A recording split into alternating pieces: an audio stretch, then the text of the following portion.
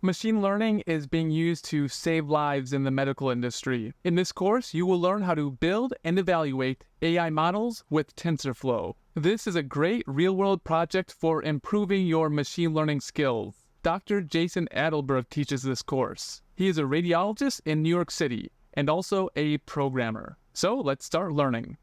Hey everyone, my name is Jason.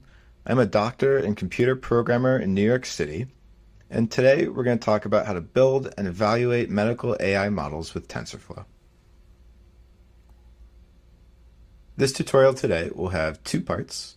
The first part is going to be building and training a really simple TensorFlow model, and the second part is going to be going through the statistics, the evaluation of our model, and we'll talk about metrics like AUC, sensitivity, specificity. This stuff will be really useful, especially if we're interested in deploying this in the clinical space. I wanted to give a big shout out to Dr. Walter Wiggins for inspiring this tutorial. Here's his Twitter and here's mine. And with that, let's get started. All right, so today we're going to be using Google Colab. Google Colab is a really cool website through which you can run different parts of Python code. If you've never used it before, it's relatively easy. We'll start by clicking Connect up here. And then basically in this tutorial, all these different blocks of code here, these are known as cells. And we can click the play button here to the left of it to get everything up and running. This first cell will just be us downloading a whole bunch of things, so it's a good one to get started with. All right, so today we're going to be working with chest x-rays. And chest x-rays are the most common imaging study performed in hospitals, in emergency departments, in outpatient settings. It's usually one of the very first things that doctors want to know about if you're not feeling well. Now, there are a number of things and structures you can see on a chest x-ray, so let's just go over them real quickly. Here's a normal chest x-ray. You can see the lungs. You can see the heart here in the middle. You can see the aorta coming off of the heart and supplying blood to the rest of the body. You can see a number of skeletal structures. So, for example, here's your collarbone or your clavicle. You can see all the ribs here on both sides. You can see the vertebra here in the middle. This line here is called your diaphragm. It goes around like that. And this separates your chest or your thorax from your abdomen. Underneath this line is your liver. Your spleen is over here. And this little kind of air bubble sitting in here, this is your stomach, which in this case just has a little bit of air in it. And again, this is a normal chest x-ray.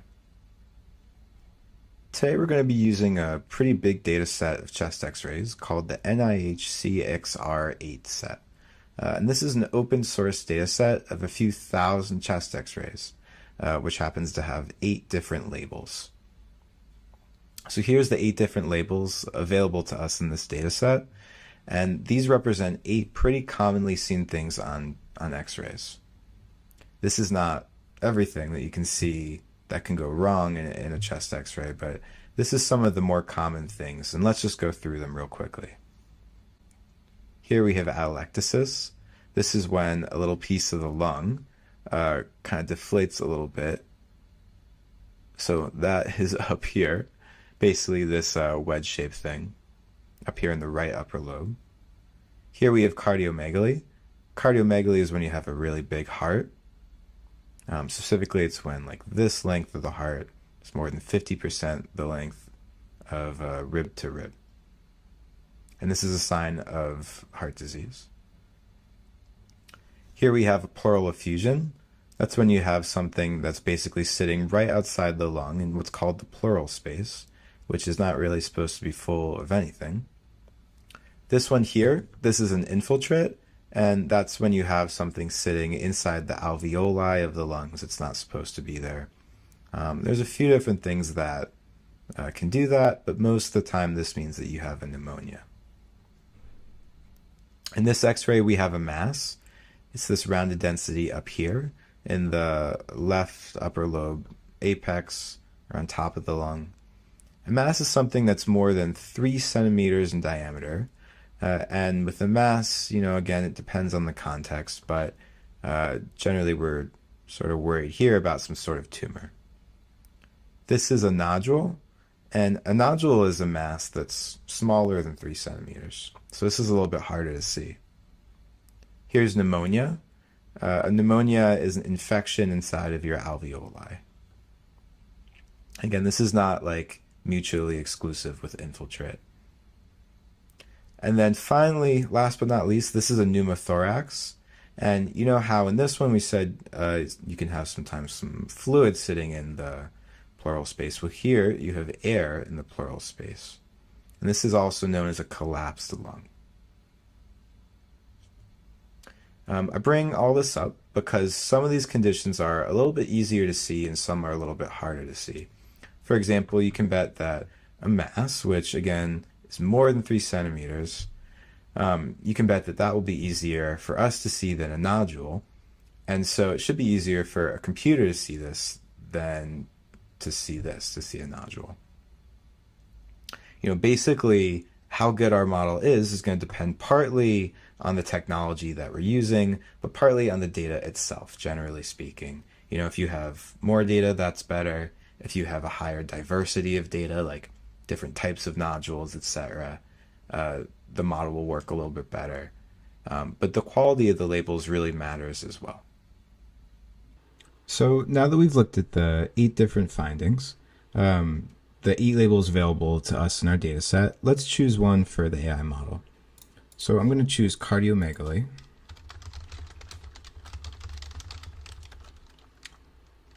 And let's take a look at the data to actually see kind of a little bit more about the different images that we have. So I'm going to click here on the folder button. I'll click here on the medical AI folder and here on the images. And here's just a random one we'll open up. You can see that this is an example of a chest x-ray up here. Also in the data that we downloaded, so there's all the images there. And then here is a giant spreadsheet of all of the images that we have available to us with all the labels on them. So for example, here are 100 or so images with the labels right there in that column.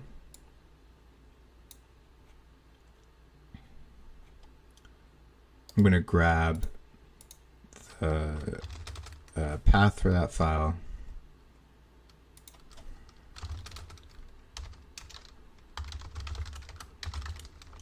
And then put that in here.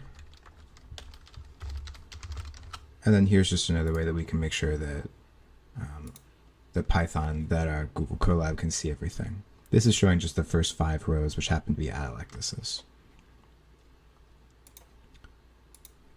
Okay, next, I'm going to look for the rows of this column where the label equals our finding.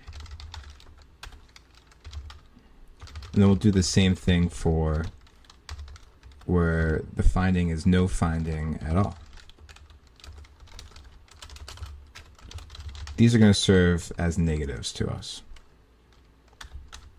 We want to make sure that we have enough images to train a model with here. So for this line here, I'm just going to go ahead and make sure that we have enough examples of positive cases. So this is showing us that we have 146 examples of cardiomegaly that we can use today. That's pretty good.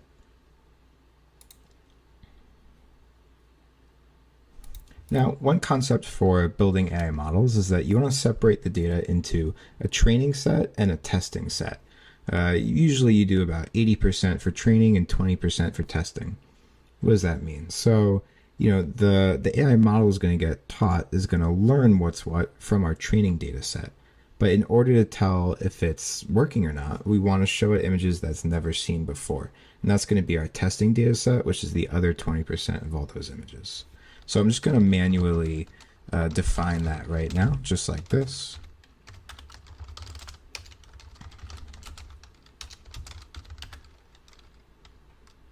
And then I'm going to go ahead and spell out exactly the number of images that we're going to use for our training data set. So I'm just going to say that that number is 80% of what we have to work with today.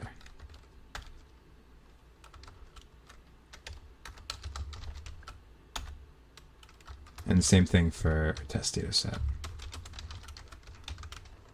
Let's print those out just to make sure that they make sense.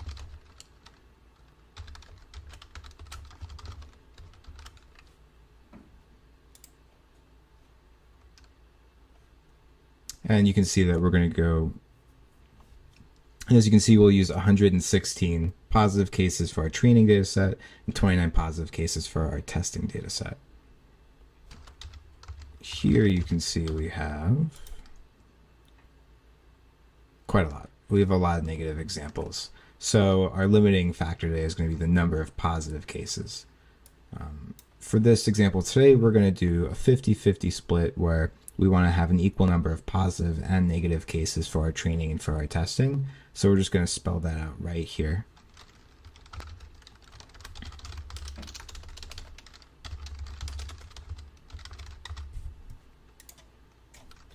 So right here, I'm just going to put together the rows that are going to go in our training data set.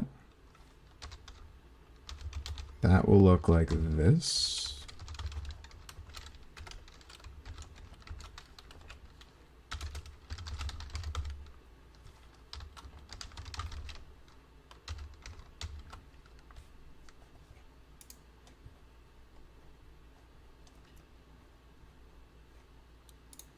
And the same thing for our testing data set.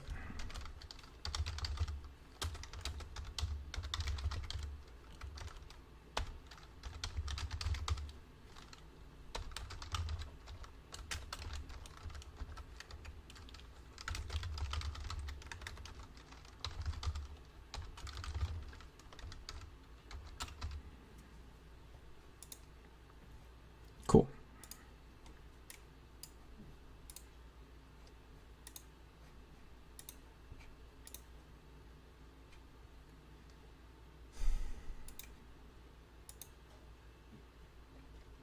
Okay, great. All right, so now that we know how many images we have to work with, now we'll just move them to different folders, and we'll see a few examples of the images with Python to make sure we're ready to go. Okay, so now we're just going to make some directories. Here is our root directory with all the images in it. And then this is how I'm just choosing to like make some new directories. So we'll make one like this for our finding. We'll make one for our test data set. We'll make one for our train data set.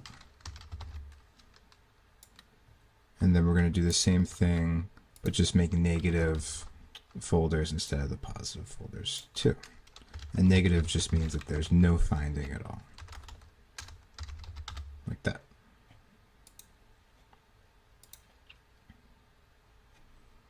Now we're going to go ahead and just move those files over.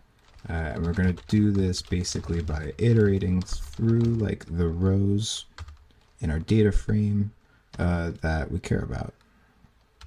So we'll pay a little bit of attention to exactly how many images we have to move over. But here's where, for example, the training positive examples happen to be located. They are like this, as it's defined in our CSV file. Here's where we're going to move it to, and this is, again, the way that we defined it in the code block above.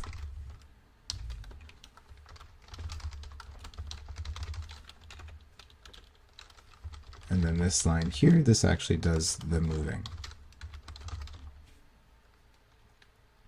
We'll try it real quick just to make sure it works. If it does, we can double check by clicking here, by going into images. waiting a minute, going into cardiomegaly, and you can see that now we've made some test folders, some train folders, and this should be a whole bunch of the images here, right?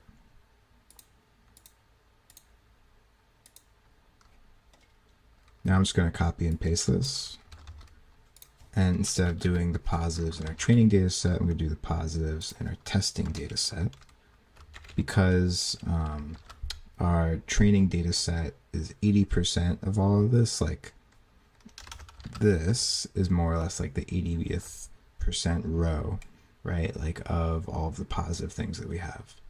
And then again, we're going to move this to the testing part. So just going to tweak that right there. And then we're going to do the same thing for our negatives. So now I'm just going to, again, copy and paste those lines. I'm just going to change positives to negatives, positive to negative, here and here. Done. I'll go ahead and just copy this here. Cool. Now that we've moved everything over, let's just use Python to like show everything directly in this notebook, just to make sure that what we're doing makes sense and like is appropriate. So I'm going to define two arrays.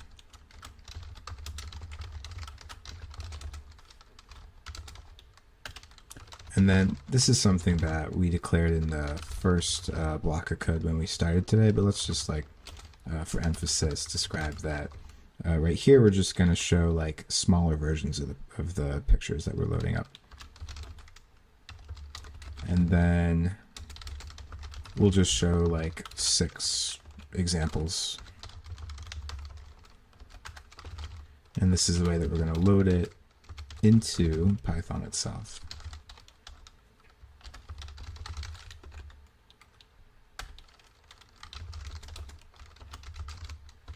Image.open image path .resize image width image height image height, like that. Positive images append. And this is basically like a helper function that we declared up at the very top again. Image, just like that. And I want to be sure that I spelled it correctly. Just going to do the same thing again for the negative images. So again, those are the images that have no findings at all. Like that. Like that. Now that we've actually loaded everything, we'll go ahead and actually just like show everything with matplotlib.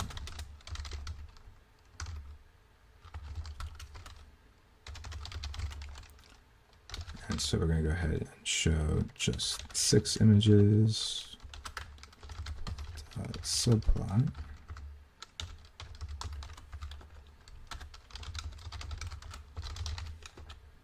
So these will be our 6 images that have cardiomegaly.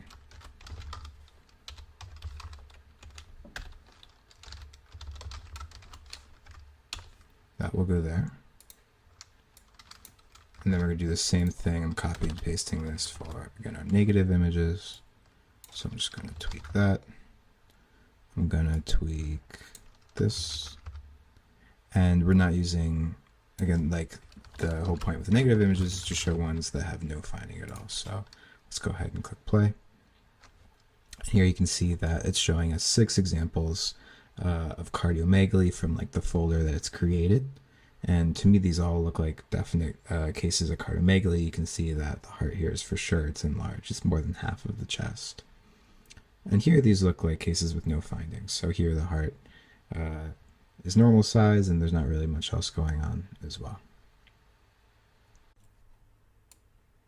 Okay, so now we have visualized our data, we've moved everything around, and we know that we want to build an AI model for cardiomegaly. In this part, we're going to actually build the TensorFlow model. Now, there are lots of different ways to approach model building, and we could spend an hour on this topic alone. But basically here I want to talk about two different concepts for this part. So the first is called transfer learning, and the second concept is called data augmentation. We're going to use both of those things today. All right, so this first line here, this is going to have us load our model directly through TensorFlow itself. And we're just going to define the size of the image that it's going to be working with, which we kind of talked about earlier, but these are going to be kind of smaller, basically scaled down versions of our chest x-ray. This 3 here is saying that basically it's a 3-channel image, so like a color image, right? Like red, green, and blue. Now it's true that our chest x-rays are actually just all shades of gray, but we're just going to put that in there because it's a little bit easier. And then this one here, include top equals false. We'll come back to this, but this is basically going to let us customize our model to do what we want to do here.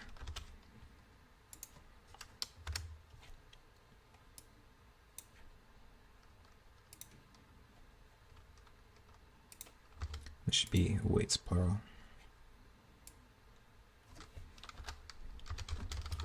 And now we're using again the ImageNet network here. But what we're basically going to do is on top of all this, for the last layer of our model, we're going to have it spit out whether it thinks there's cardiomegaly or not. So we're going to just manually define that here. This is basically talking about exactly what type of output we want our model to put out. So this is just getting that last layer. And here we're going to go ahead and define this by saying that we want to say either basically yes or no, positive or negative. So this is the way that we can do that.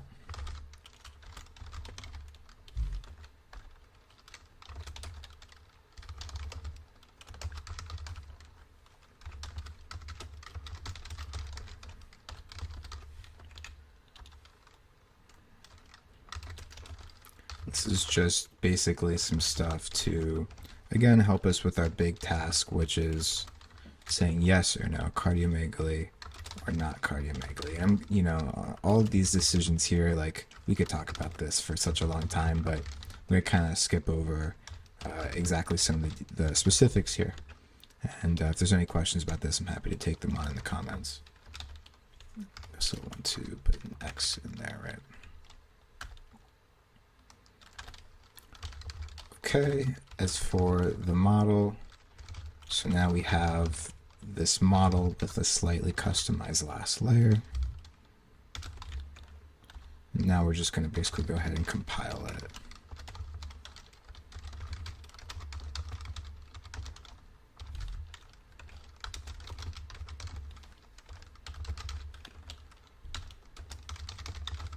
Here we're just going to say that we're interested in the accuracy, basically. So how accurate is our model in between saying whether something is positive or negative, and that's sort of the metric that we're going to use to help us figure out if our model is working or not. Oh, and then one other thing is that we should put an equal sign right in there, and that would help us as well. Okay. So now that this is all done, now we're going to go ahead and just define a bunch of things that are basically just kind of helping point our model to the right information. So if you remember from earlier, all of our images are hiding out right there. The directory where everything is located for the imaging, for the training stuff, is like this. For testing, it's just about the same, but like this. change this here.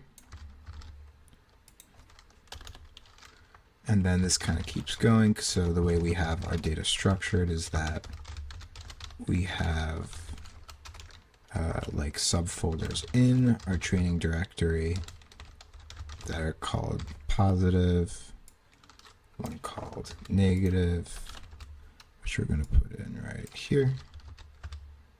That looks like this. And then the same thing also exists just for our test data. So I'm going to make these changes here, here, here, and there. I'll click play right there.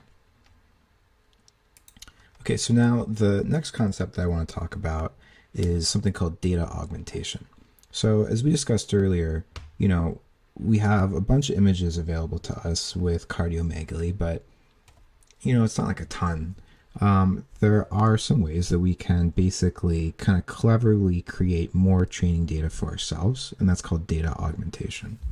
So what we're going to use here is basically a really cool concept called an image data generator.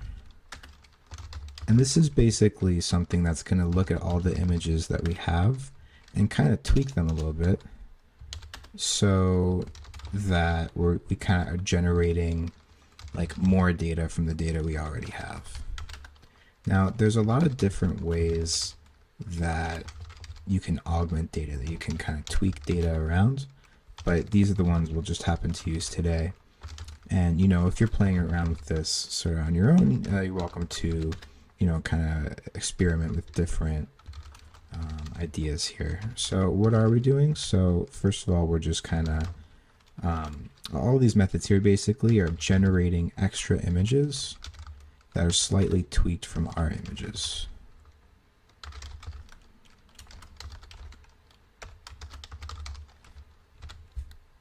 So specifically, this is going to generate images that are slightly rotated one way or the other, that are slightly shifted, like stretched out, that are sheared, and that are zoomed in as well. One thing that's important with augmentation for medical data is that, you know, there's kind of some different thoughts on this, but when it comes to flipping images, you know, a chest x-ray is never really going to be flipped around, right? Like, you know, your heart is always going to be like, you know, when you take a chest x-ray, like, it's always going to be right side up, right? Like your stomach's always going to be below your lungs. So if we were to flip the data upside down, that wouldn't necessarily really be helpful for our AI model. In regard to horizontal flipping, you know, I think there's not really like a consensus on this when it comes to medical imaging or specifically chest x-rays. It's true that our bodies are not completely symmetrical, even though we like to pretend there are. So your heart's a little bit more on your left side. There is a condition where your heart can be more on the right side, but it's not super common. So I'm just going to say that we're not going to flip things horizontally so that we don't kind of confuse our model. But that's a choice that you could make if you wanted to. For our test data, we definitely don't want to mess with our test data at all. So this is just a line where, you know, we are creating an image generator, but all that we're doing here is just like redefining the numbers that are inside of each pixel, basically. So this is it's not really actually doing anything, right? This is basically saying that instead of each pixel going from like 0 to 255, it's going to be between 0 and 1. All right, let's go ahead and click there, and that works. So that's image augmentation. And now this here is something that we need to use in order to get our model to train, called a train and test generator. And this is basically the way that we do it here. So from directory, which we already have, target size.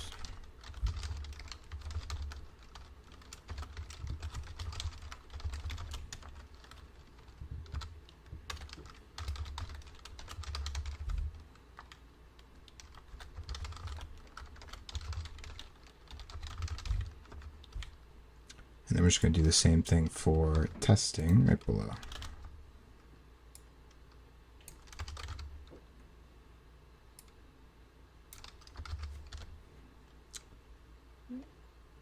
And then, of course, we just need to kind of tweak some of these things here for this particular part. I'm going to go ahead and just define the number of steps that we're going to use for this, which is basically because we have a batch size of 1. It happens to be the same, it happens to be just like all the images that we're using. So, I mean, this is one way of doing it, like the way that our data is structured.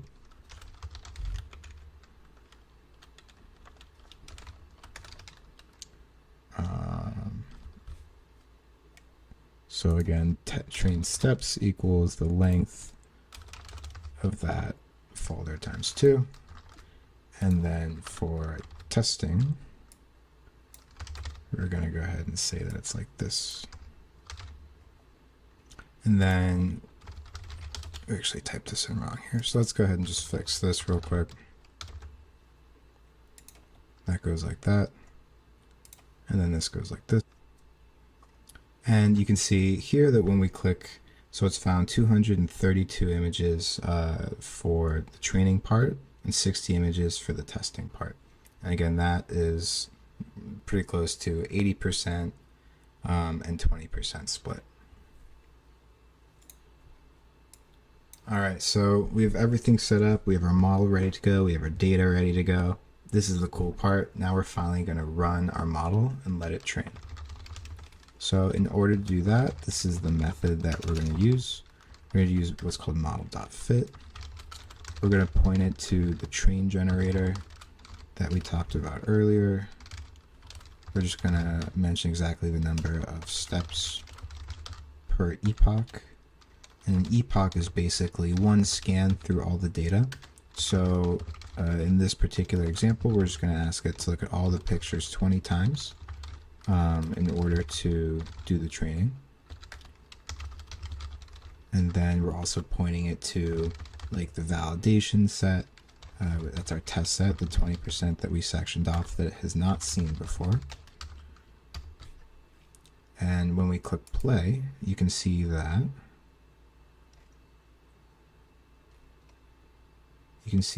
I spelled epochs wrong. And then finally it's going to actually start to do its thing. Now, the way that we formatted it for like this tutorial today, it shouldn't really take too long to go through all the data. But this will take about a few minutes or so. So we're just going to click play and then basically step back. We'll come back in a few minutes.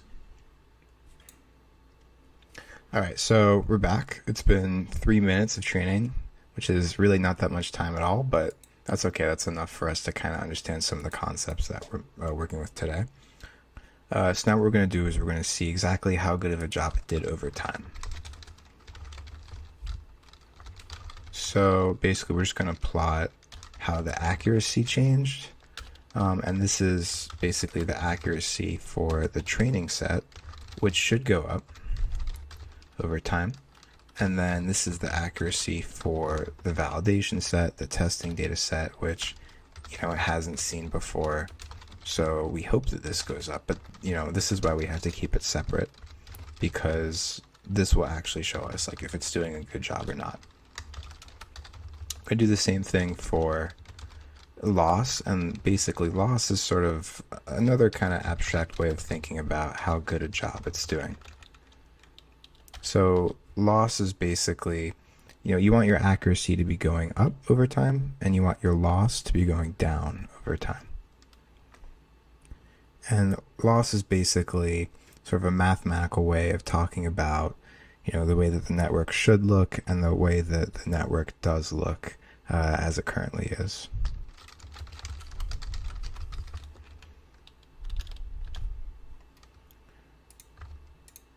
So I'm just going to plot using matplotlib some different stuff related to the loss and related to the accuracy as it changes over time. We'll do the same thing here, but for the validation data set.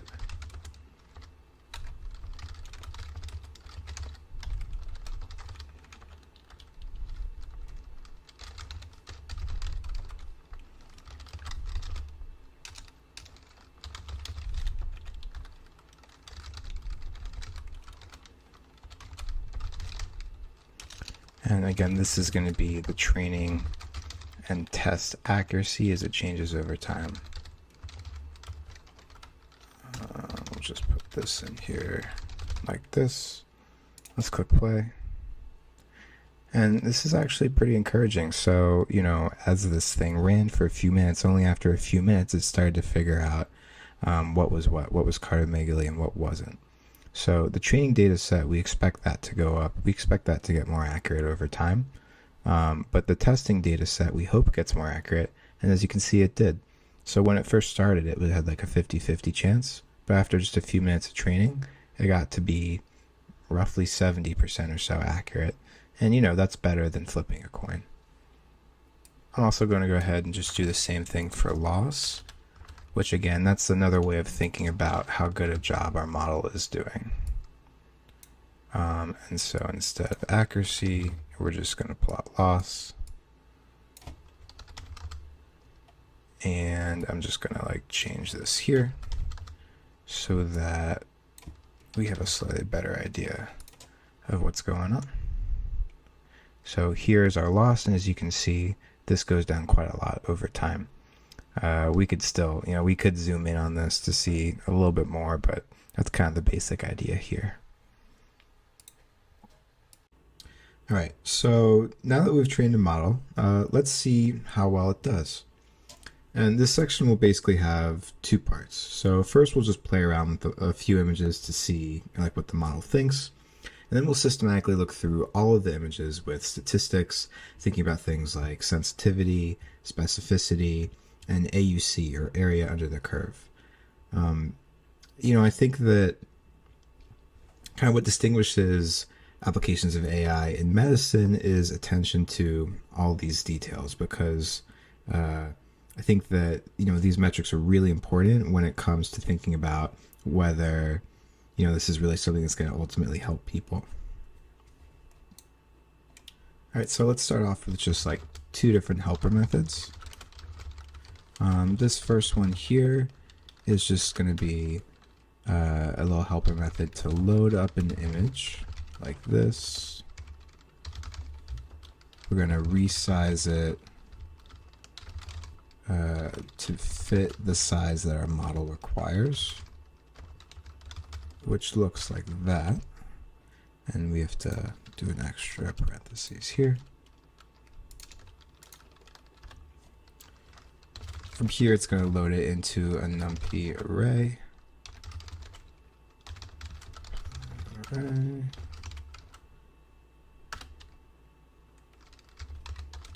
This is something we have to use just again to convert it from like 0 to 255. That is, each pixel is going to go from a value between 0 to 255 to 0 and 1.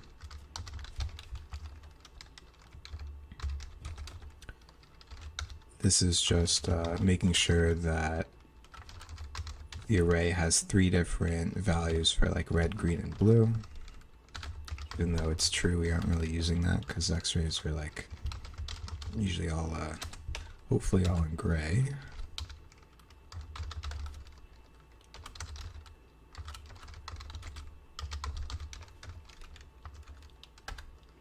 Okay, and then this line here,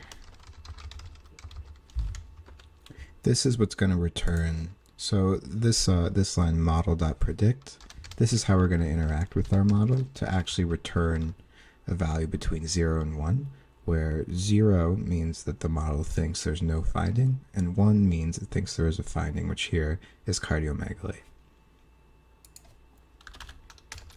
We're going to do another like helper method here, and this is sort of like a sanity check for us. So what this is ultimately going to do is this is going to show us an image. It's going to show us like the actual file path that's associated with it. Let's go ahead and load this up here. And then because our model returns us a value between 0 and 1, what we're going to do is we're going to define some cutoff point, which here I'm going to say is 0.5, where if the prediction is above 0.5, then the model's going to think that it's positive, right? So in this case, the model's going to think that it has cardiomegaly. And this will make a little bit more sense in a minute once we actually like use this method, but this is just basically showing us like all of the different information about the image as we're doing the prediction on it. So this is the way that I'm going to just access all of that information. Guess plus score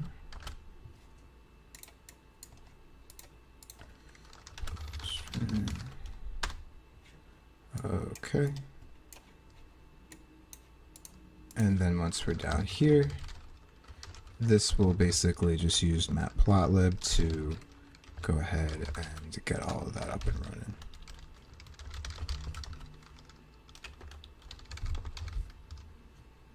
So let's go ahead and click play there. Let's make sure that we added all of the plus signs.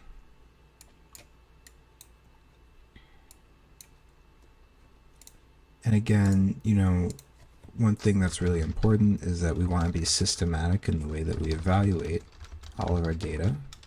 So what we're going to do here is we're going to iterate through all of the pictures, all of the images in our test set, and basically try to just systematically, like, or in an organized way, figure out what it thought about everything. This is going to be really important when it comes to getting things like sensitivity and specificity, which I'll come back to in 1 second.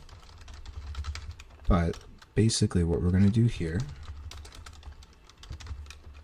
is we're going to go through all of the negative images, so all the images in which there was no finding. It was labeled, that is, as no finding. And we're just going to do predictions on every single one of them. So we have this array called results array. And basically what we're going to do is we're just going to create this kind of like results array with all of the information that we care about. So each row in the results array is going to be the file name, like the image itself, whether or not it had a label of being positive or negative. These are all the negative images here, so you know it's going to have a negative label. The guess, so what it happened to think, and then the confidence, which again is that number between 0 and 1, where we're using like a 0.5 cutoff for positive versus negative, or cardiomegaly versus not cardiomegaly. That first part was looking at all the negative images. And now we're going to do the same thing with all the positive images. I'm just going to change this down here because, again, these are like positive labels.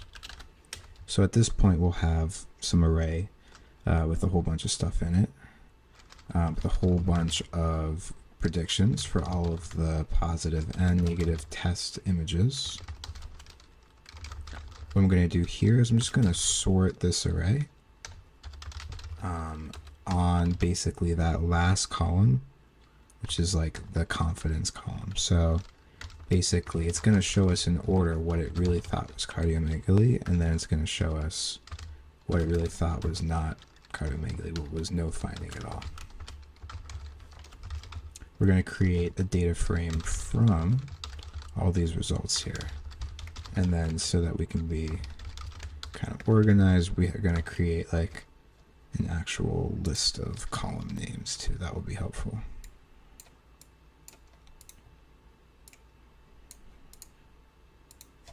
File path, file name, label, guess, confidence.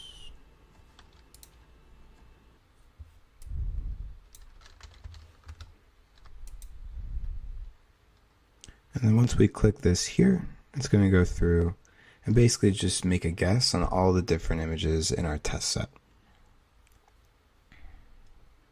Whew. Okay. Let's scroll.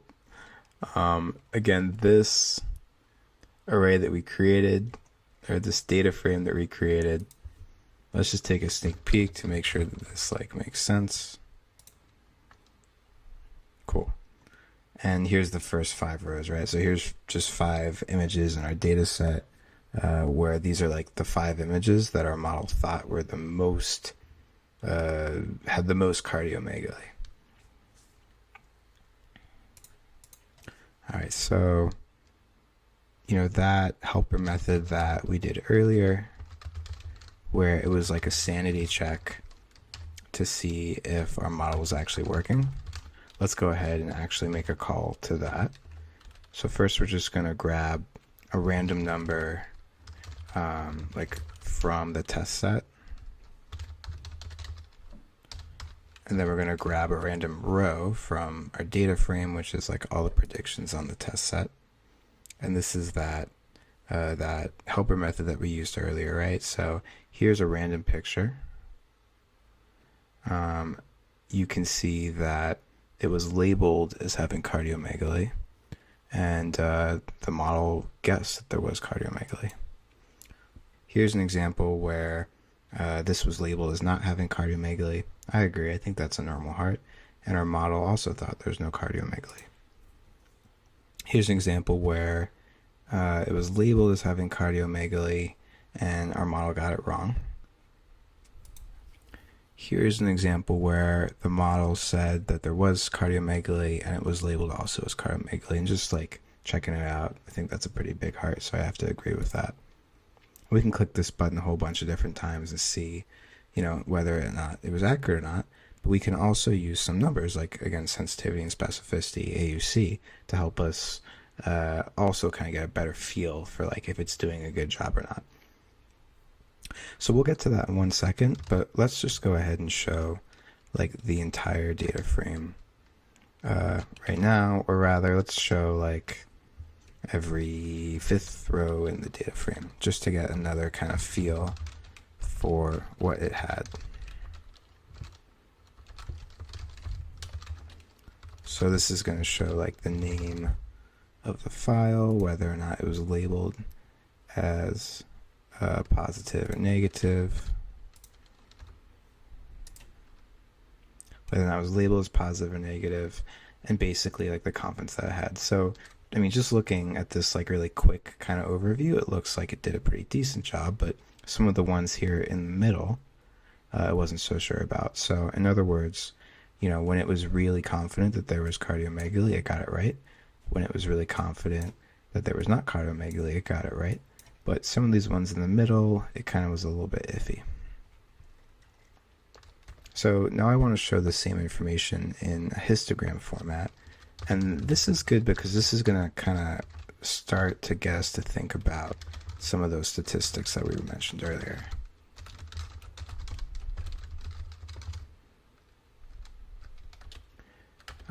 So this is the way that I'm going to build the histogram.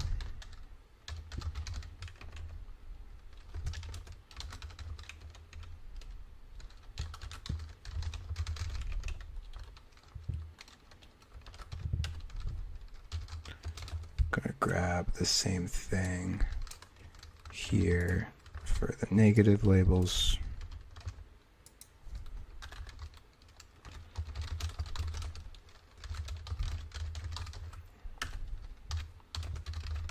And then this is going to use the matplotlib histogram function. Positive, negative.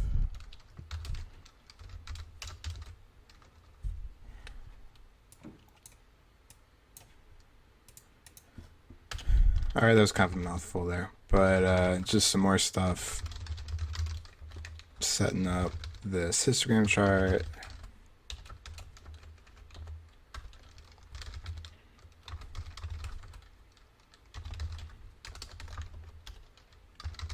X-axis. Set.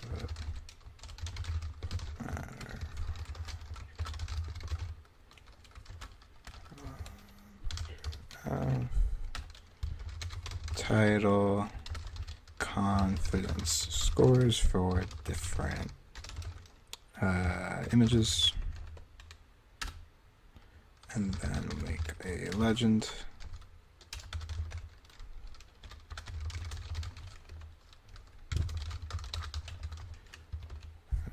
Okay.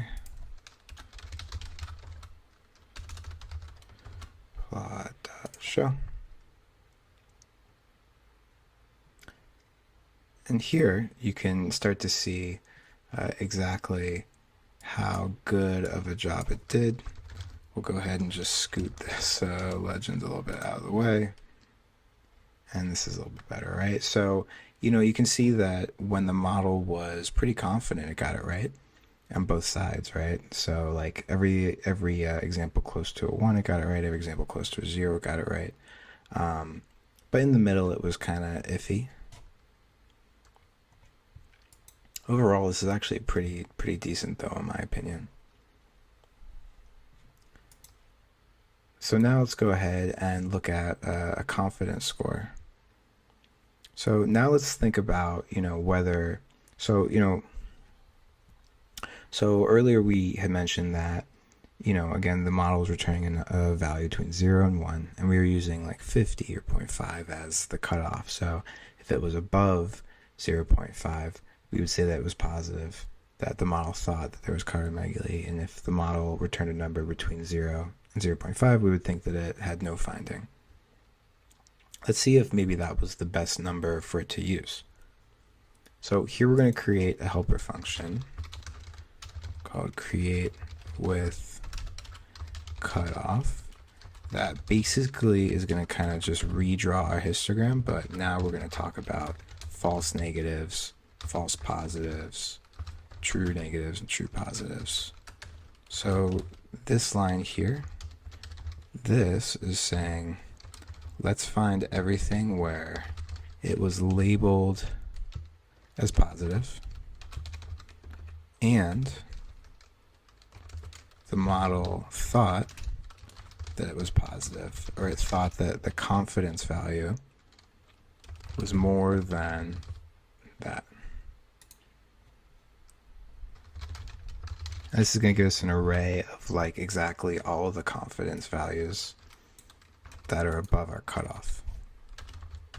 Let's do the same thing with false positive, true negative, and false negative. So for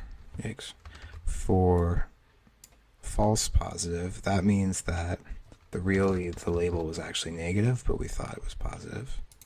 For true negative, that means that the real label was negative, and our model said that it was like lower than the cutoff. And I'm going to go ahead and just fix this right here before I forget. And then again, for false negatives, finally, that's going to mean that, this was labeled as positive, but the model accidentally thought it was less than our cutoff value.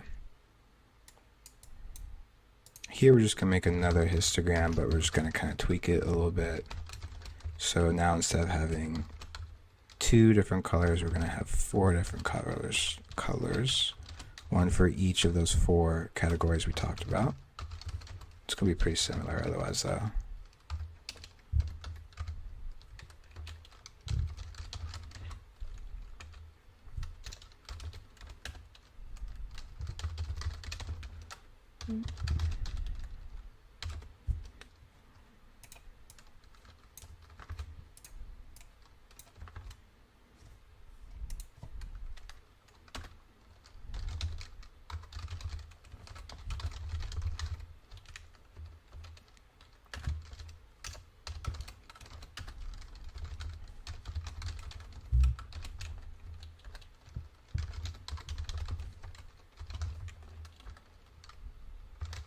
And then all this stuff here is going to be basically just the same as it was last time. So I won't go through basically all this again.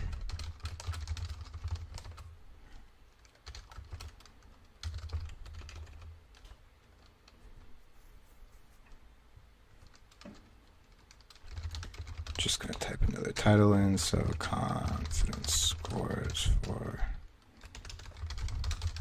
different images.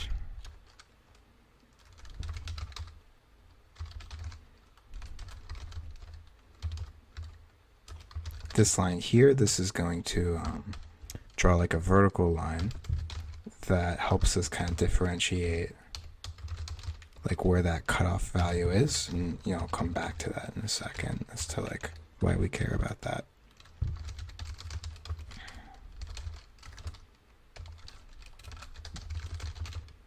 We're going to put this in the upper right.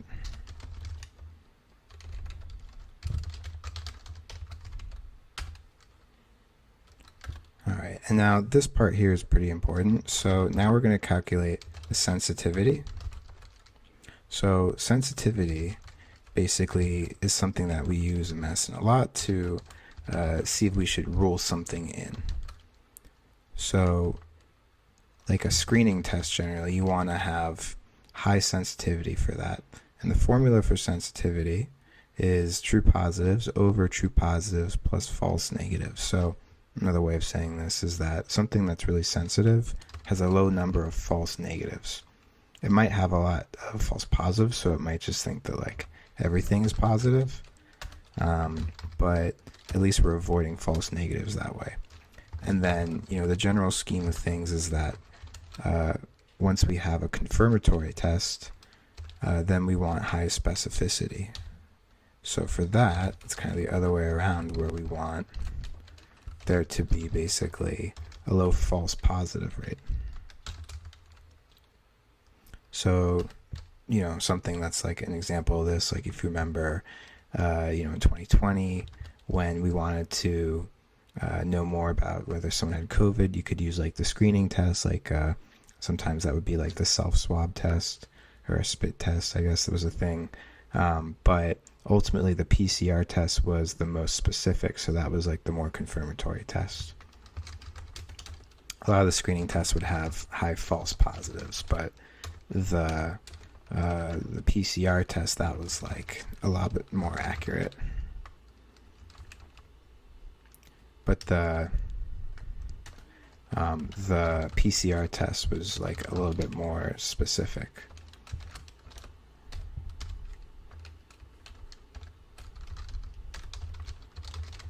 Here I'm just going to actually like spell it out on the thing itself.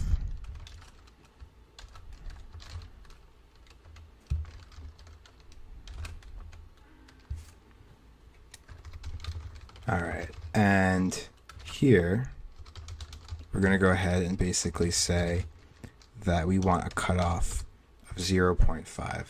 So let's try this out. Okay, and as you can see, now that we've defined a cutoff of 0.5, now we can start to think about true positives, false positives, true negatives, and false negatives. So here you can see that if we use a confidence level of 0.5, we have a relatively low rate of false positives, but higher amount of false negatives.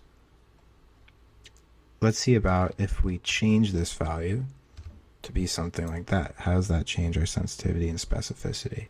Well, if we lower that, then we have higher sensitivity, but we have worse specificity.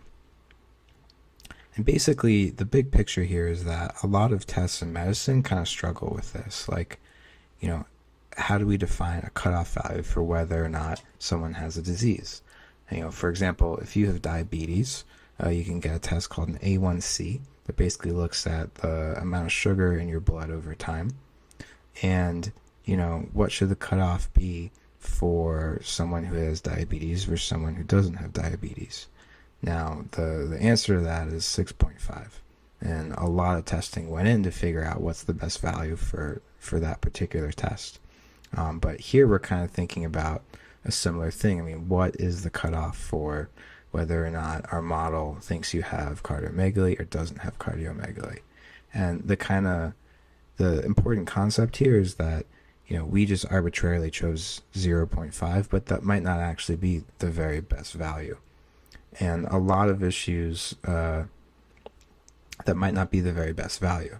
And, ultimately, if our goal is to build something that can look at a chest x-ray and diagnose a disease, we want to be totally sure that whatever cutoff value it has for saying yes or no, we want to be sure that it's the very, very best cutoff value. So for this next part, we're going to talk about ROC, or Receiver Operator Curve, which is related to AUC, or area under the curve. And this concept is basically how we can kind of figure out what is the very best cutoff point for this particular test, for this particular AI model, which again is going to say yes or no. So let's build a method to create an AUC curve. And basically what an AUC curve is going to do is it's going to do every single possible cutoff between 0 and 1. It's going to calculate the sensitivity and specificity for all of those possible values, and classifications. And that's going to give us a lot more information, like through which we can then figure out what's the best cutoff value.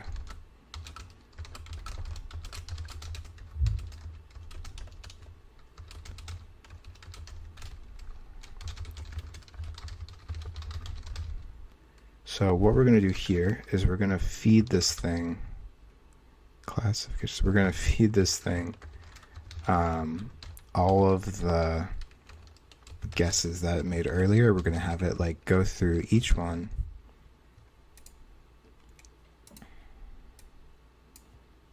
We're going to have it go through each one and basically now create that AUC curve.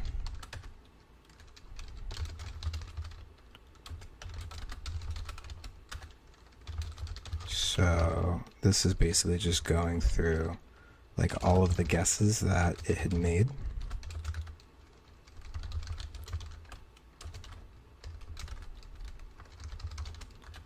And we'll take it that way.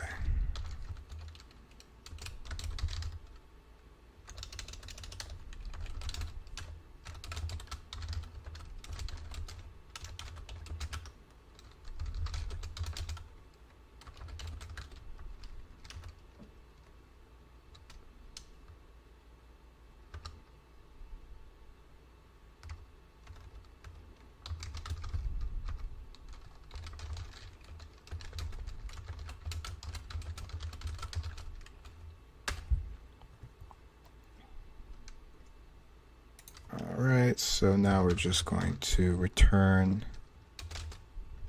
basically all of the like numbers of true positives, false positives, true negatives, and false negatives. We're going to manually calculate the sensitivity, which we talked about earlier.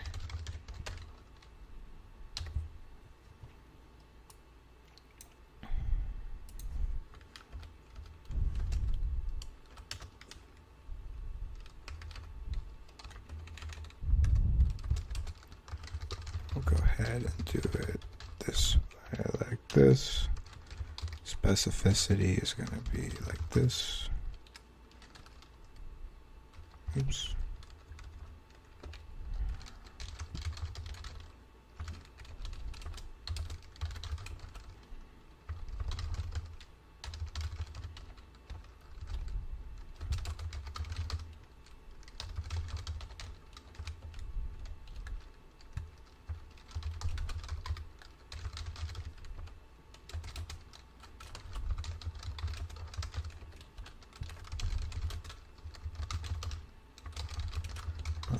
Alright, so this is sort of the first step. And then now that we've created this function, AUC curve from our sorted results.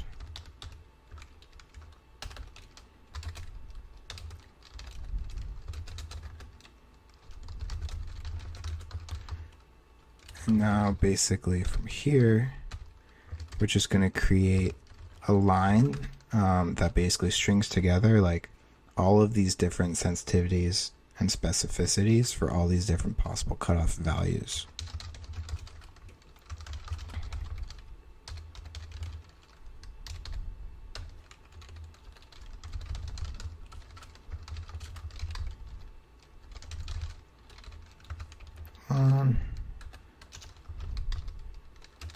And now that we have all these different values as well, we're going to make sure that we calculate what's called the area under the curve, which basically like numerically represents how good of a model this is, or in other words, it's basically how close is our AUC curve to being perfect.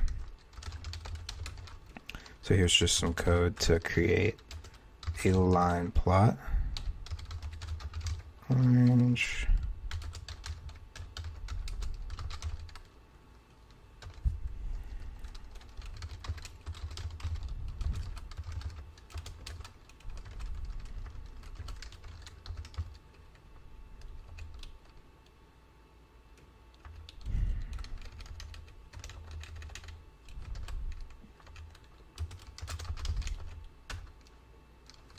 All right, there's the rest of all the code there. And now once we go ahead and run, you can see that our AUC curve is actually pretty good. It has a pretty high area of 0.923. One thing that's kind of funky about this curve, about this whole graph, is that you notice the x-axis here is kind of like backwards, like 1 minus specificity. The reason for that is basically, as sensitivity goes up, as a test becomes more sensitive, it gets less specific. So as the number of false negatives goes down, the number of false positives is going to go up. So here, like this point on the curve up here, this test is like super sensitive, which really just means that it doesn't really have that many false negatives. But you can see there's going to be a lot of false positives. So it's not going to be as specific as it could be. Overall, though, this is a pretty good AUC.